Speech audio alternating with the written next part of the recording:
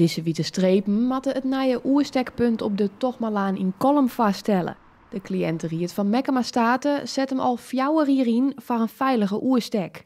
In oktober van 2024 stemden alle partijen van de gemeenteraad in mijn amendement van partij Zin, waarmee de dik vrijlieken voor een echt veilig oerstekplak. En helaas, dit is alles wat erin is en daar zijn wij dus zeer teleurgesteld in. We gaan ook wat streepjes krijgen en dat is het. Geen bebording, helemaal niks. Ik heb wel zeggen, die beleiding, het lieke krijgen van de band van een legere squallen daar nog teken in West. Het is een onfluiting. Wij zijn bang dat ze het hierbij letten. Terwijl de afspraak is een veilige oversteekplaats, met borden en wij zullen dan ook nog heel graag haaien tussen erbij zijn.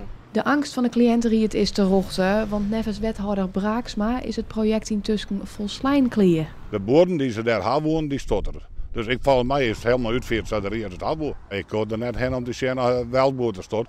En het lijkt wat smarig, maar er moet even een baai heen. Nou, in het laatste van de week hartstikke wat de Rijnwetter. En dan bloot de echte streep moer. Wat er nice poeder is, dat zal dan voortspelen.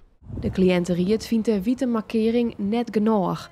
Uit meetings van Veilig Verkeer Nederland docht blijken dat automobilisten op dit plak vaak te hut rieden. Het is schrikbarend, er wordt je soms oer de 100 kilometer in, terwijl deze dik 50 kilometer is. Dus wij zullen dit zo net zetten, deze beleiding net. Een paar 100 meter verderop, bij de oerstek van de Meerkoetstritten naar de Anjem, leidt Wollengoed in rochte oerstekplak. Nou, als we dit nou in eerste instantie krijgen kunnen bij Mekkema Staten, dan zullen we naar 4 jaar hier, ik zeg gewoon strijden, dat zullen we heel blij zijn.